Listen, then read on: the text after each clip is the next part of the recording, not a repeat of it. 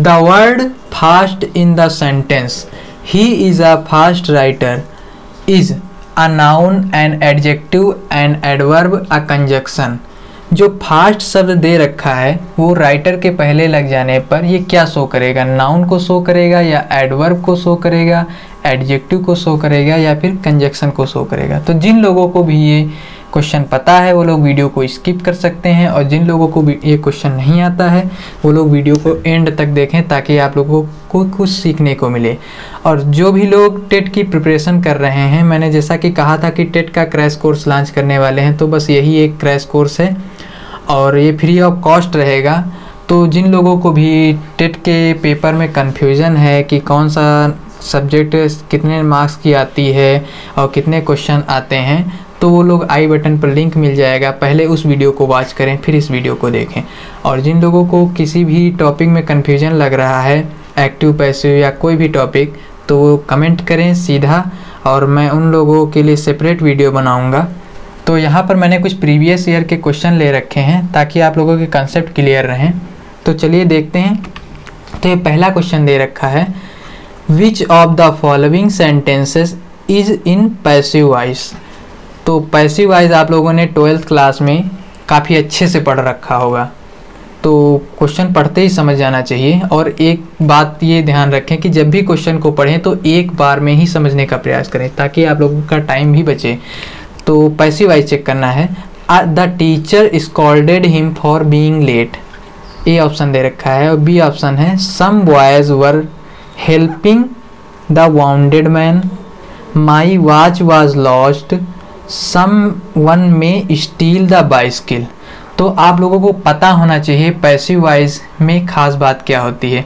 तो जो भी पैसिव वॉइस होता है उसमें ऑक्सिलरी वर्ब के साथ वर्ब की थर्ड फॉर्म आती है V3। मतलब आप लोगों को ऑक्सिलरी वर्ब चेक करनी है और उसके साथ अगर V3 लगा है, वर्ब की थर्ड फॉर्म लगी है, तो वो पैसिव वॉइस में होगा। तो इसमें भाई ऑक्सिलरी वर्ब आप लोगों को दिख ही नहीं रही है, तो ये ऑप्शन बिल्कुल गलत हो गया।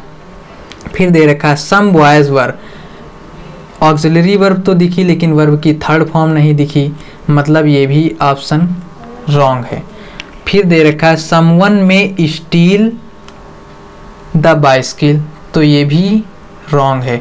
और यहाँ पर ऑक्सिलरी वर्ब वाज के साथ वर्ब की थर्ड फॉर्म आप लोगों को दिख गई, मतलब ये वाला ऑप्शन बिल्कुल करेक्ट है, माई वॉच वाज लॉस्ट, तो ये पैसिव वॉइस में है। तो नेक्स्ट क्वेश्चन देखते हैं, which of the following alternatives is the correct passive voice from the following sentences. मतलब कौन सा इसमें करेक्ट पैसिव वॉइस में है, it is done, it will be done, let it be done या इट बी डन। तो आप लोगों को अगर ये क्वेश्चन पहले देखें उसके बाद वीडियो को पॉज करें, फिर आप लोग खुद से सॉल्व करने की कोशिश करें, उसके बाद इस वीडियो को देखें, तो आप लोगों को पता होगा कि इम्परेटिव सेंटेंस जैसा कुछ यहाँ पर दिख रहा है, लेट है या। तो जब भी इम्परेटिव सेंटेंस की बात की जाए तो इम्परेटिव सेंटेंस का पैसिव वॉइस कैसे बनाते थे वो आप लोग स्ट्रक्चर याद करें। तो जब भी इम्परेटिव सेंटेंस का पैसिव वॉइस बनाते थे उसमें एक्टिव वॉइस हमेशा वर्ब की फर्स्ट फॉर्म से स्टार्ट होता था प्लस ऑब्जेक्ट, मतलब वर्ब की फर्स्ट फॉर्म प्लस ऑब्जेक्ट। तो जब भी इसका हम पैसिव वॉइस करते हैं तो लेट के साथ let plus object plus be और वर्ब की थर्ड फॉर्म। तो अब यही स्ट्रक्चर आप लोग देखेंगे इसमें कौन सा मैच कर रहा है। तो इसमें लेट है नहीं तो ये रॉन्ग, ये भी रॉन्ग, ये भी रॉन्ग। तो लेट और इट ऑब्जेक्ट हो गया और बी और डन, बी है और डन, डू की थर्ड फॉर्म डन, मतलब ये वाला करेक्ट पैसिव वॉइस में है। तो ये भी आप लोग समझ गए होंगे। अब नेक्स्ट क्वेश्चन देखते हैं, which of the following words is plural. तो दे रखा है option crises, analysis, criteria, index. तो ये आप लोगों को याद रखने की ज़रूरत है, ऐसे क्वेश्चन अक्सर आते हैं। तो जो क्राइटेरिया है वो प्लूरल नाउन का वर्ड है। तो क्राइटेरिया जो है ये आप लोगों को पता होगा कि प्लूरल है, तो इसका सिंगुलर जो होता है वो आप लोगों को याद रखना होगा, क्राइटेरियन होता है। CRITERION। तो ये आप लोगों को ध्यान देने की ज़रूरत है। तो नेक्स्ट क्वेश्चन देखते हैं, which of the following nouns is in plural. दे रखा है माइस, इलेक्ट्रॉनिक्स, बिलियर्ड्स, न्यूज़। तो न्यूज़ अपने में ही सिंगुलर है, और इलेक्ट्रॉनिक्स ये भी एस लगाया जाता है, सिंगुलर है, बिलियर्ड्स भी सिंगुलर है, लेकिन ये माइस जो है ये प्लूरल है, क्योंकि माइस का जो सिंगुलर होता है वो माउस होता है। माउस मीन्स चूहा, पता होगा आप लोगों को। नेक्स्ट क्वेश्चन देखते हैं, he was an orphan and lived with his uncle. In the above given sentence identify the gender of the word orphan. तो इसका जेंडर पता करने के लिए आप लोगों को पता होना चाहिए कि ऑर्फन मीन्स होता क्या है। तो मैं बताना चाहूँगा कि ऑर्फन मीन्स अनाथ होता है। तो अनाथ में मेल फीमेल दोनों आते हैं, तो जो भी मेल और फीमेल दोनों को शो करता है वो कॉमन जेंडर के अंतर्गत आता है। तो आप लोगों को ये भी पता होगा, काफ़ी अच्छे से पढ़ रखे होंगे, काफ़ी इजी क्वेश्चन है। तो यहाँ पर कॉमन जेंडर हो जाएगा, ऑप्शन पढ़ने की ज़रूरत नहीं है। नेक्स्ट क्वेश्चन देखते हैं, which of the following words is not a coordinating conjunction. कौन सा जो वर्ड दे रखा है वो कोऑर्डिनेटिंग कंजक्शन नहीं है। तो ये आप लोगों को पता होगा कि आप लोगों ने पढ़ा होगा कोऑर्डिनेटिंग कंजक्शन और सबऑर्डिनेटिंग कंजक्शन। तो जो भी कंजक्शन कोऑर्डिनेट क्लाउज बनाते हैं वो कोऑर्डिनेट कंजक्शन कहलाते हैं। मतलब इफ जो है वो सबऑर्डिनेट कंजक्शन है। आप लोगों को पता होगा इफ सबऑर्डिनेट कंजक्शन है, सबऑर्डिनेट। तो बाकी ये बट ये भी दो लोगों को आपस में जोड़ता है, एंड तो जोड़ता ही है फॉर। तो ये तीनों बाकी कोऑर्डिनेट कंजक्शन है। तो यहाँ पर इफ जो है वो सबऑर्डिनेट कंजक्शन है। तो क्वेश्चन कह रहा है कि कौन सा कोऑर्डिनेट कंजक्शन नहीं है। तो मतलब ये इफ, करेक्ट ऑप्शन हमारा बी रहेगा। इफ सबऑर्डिनेट कंजक्शन है मतलब ये कोऑर्डिनेट कंजक्शन नहीं है। नेक्स्ट क्वेश्चन देखते हैं, fill in the blanks with appropriate preposition. मतलब करेक्ट प्रीपोजिशन भरना है। आप लोगों ने सेंटेक्स में काफ़ी अच्छे से पढ़ रखा होगा 12th क्लास में। He thirst knowledge left him no leisure dot dot anything else. मतलब ही थर्स्ट फॉर नॉलेज। तो आप लोग यहाँ पर सेंटेक्स में पढ़े होंगे, तो उसमें करेक्ट जो सेंटेंस बनाना होता है उसमें हम लोग उसका अर्थ जो निकलता है, एक्सप्लेनेशन जो निकलता है उसके अकॉर्डिंग बनाते हैं। तो ही थर्स्ट फॉर, यहाँ पर फॉर हो जाएगा, knowledge left him no leisure anything else, for anything else. ये फॉर इसलिए लगेगा क्योंकि उसने ही थर्स्ट फॉर नॉलेज, उसने कुछ भी नहीं सोचा। ही थर्स्ट फॉर नॉलेज, उसने कुछ भी नहीं, नॉलेज के अतिरिक्त उसने कुछ भी नहीं छोड़ा। नो लेजर फॉर एनीथिंग, और इसके अलावा कुछ भी नहीं। तो यहाँ पर जो ऑप्शन सी रहेगा वो करेक्ट रहेगा। तो नेक्स्ट क्वेश्चन देखते हैं, the word fast in the sentence. तो अब ये सेंटेंस आप लोगों को पता नहीं है तभी आप लोग वीडियो को एंड तक देख रहे हैं, तो बिल्कुल ध्यान से देखें इसे, बहुत ही अच्छा क्वेश्चन है ये। The word fast in the sentence, मतलब जो फास्ट वर्ड यूज किया गया है इस सेंटेंस में, he is a fast writer, कि वह एक फास्ट राइटर है, मतलब तेज लेखक, तेज लिखता है। तो ये क्या शो कर रहा है, नाउन को शो कर रहा है, एडवर्ब को शो कर रहा है, एडजेक्टिव को शो कर रहा है, फिर कंजक्शन को शो कर रहा है। तो आप लोगों को पता होगा कि यहाँ पर राइटर है, ये नाउन है, और फास्ट जो है ये विशेषता को बता रहा है।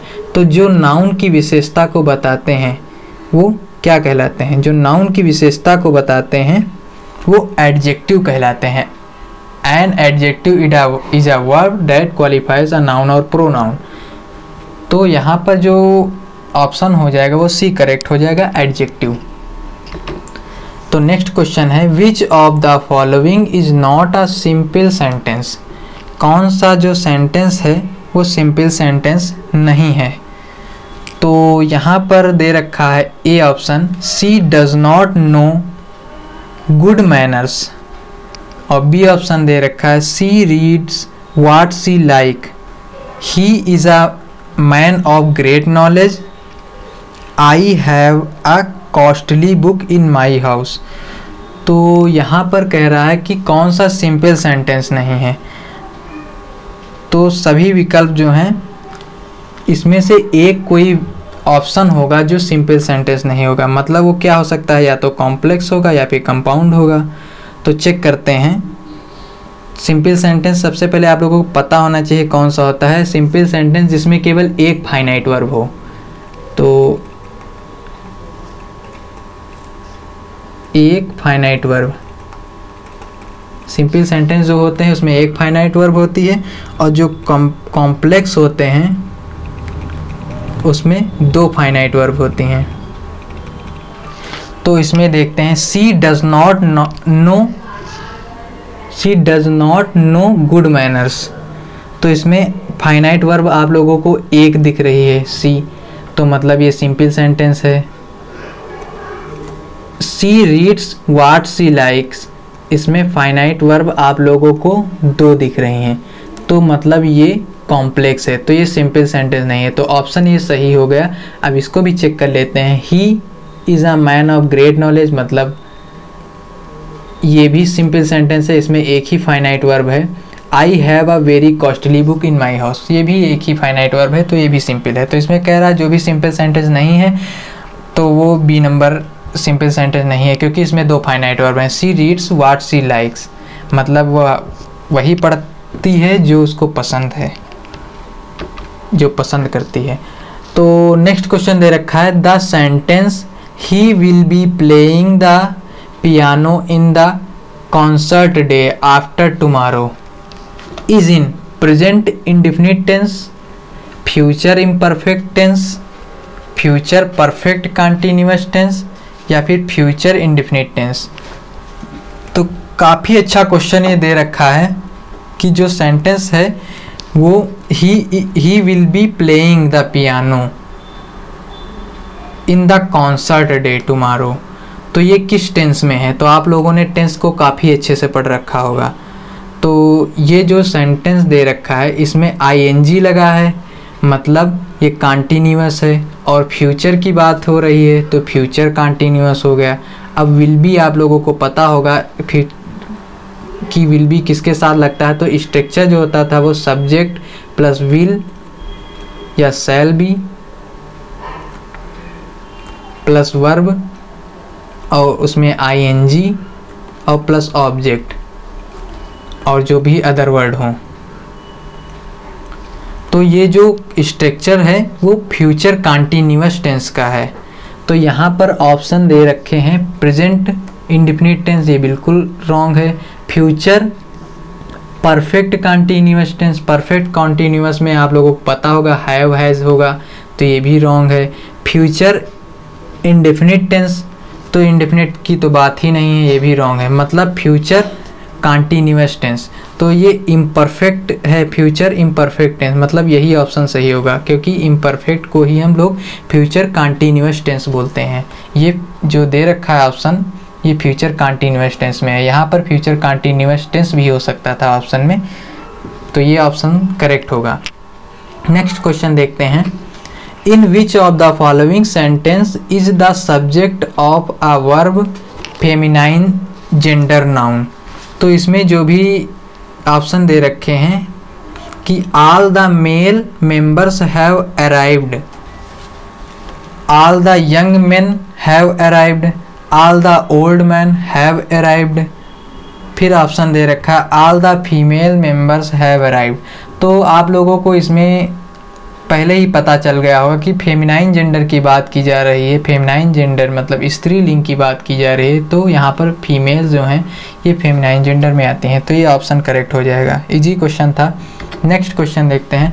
The method of teaching in which the teacher tries to establish a link between the foreign language word and the object without the interference of the learner's mother tongue is called. काफ़ी बड़ा question है, तो इसमें option दे रखे हैं। Question पढ़ने पर आप लोगों को बिल्कुल समझ में नहीं आया होगा। ऑप्शन दे रखे हैं the structural method, the bilingual method मतलब द्विभाषी, द ग्रामर ट्रांसलेशन मेथड, और ऑप्शन दे रखा है द डायरेक्ट मेथड। तो एक बार और क्वेश्चन को पढ़ते हैं। इसमें कह रहा है the method of teaching in which the teacher tries to stabilise a link between the foreign language word and other without and object without the interference of learners mother's tongue is called। मतलब जो mother's टंग होती है वो कहलाती है। तो किसी की मदर्स टंग मतलब डायरेक्ट मेथड को ही शो करती है। तो ये ऑप्शन जो हो जाएगा इसका डी ऑप्शन हो जाएगा, डायरेक्ट मेथड, क्योंकि स्ट्रक्चरल मेथड हो ही नहीं सकता और बाइलिंगुअल द्विभाषी तो बिल्कुल नहीं होगा।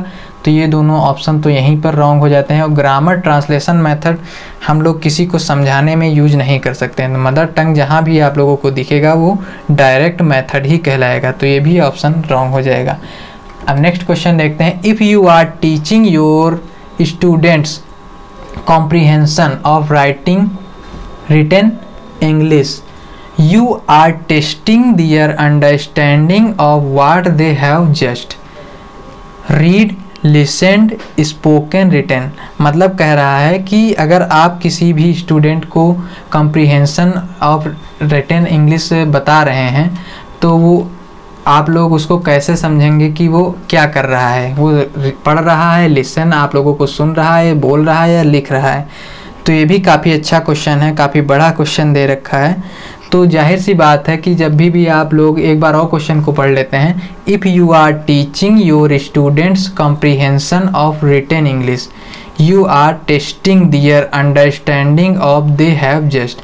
तो दे हैव जस्ट रीड, क्योंकि वो पढ़ सकते हैं, आप लोगों को सुन नहीं सकते, और बोलना तो उन लोगों को बिल्कुल नहीं पता होगा, और रिटन भी नहीं कर सकते क्योंकि जब तक आप लोग पढ़ नहीं पाएंगे। और यहाँ पर जो लिसन दे रखा है ये काफ़ी अलग क्वेश्चन दे रखा है।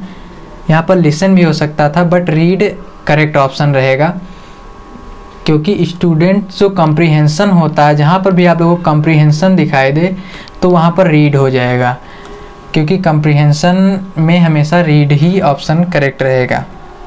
नेक्स्ट क्वेश्चन देखते हैं। Choose the correct sentence, please listen to your teacher, please listen towards your teacher, please listen of your teacher, please listen to your teacher. तो ये जो भी सेंटेंस दे रखे हैं, प्लीज़ से जो भी सेंटेंस स्टार्ट होते हैं वो इम्परेटिव सेंटेंस के अंतर्गत आते हैं। ये ग्रामर है। तो आप लोगों को पता होगा कि इम्परेटिव सेंटेंस होते क्या हैं। तो इम्परेटिव सेंटेंस का जो स्ट्रक्चर होता है वो मैं लिखे दे रहा हूँ। प्लीज़ प्लस वर्ब की फर्स्ट फॉर्म प्लस प्रीपोजिशन, कुछ याद आ रहा होगा, 12th में पढ़ रखा है, प्लस ऑब्जेक्ट।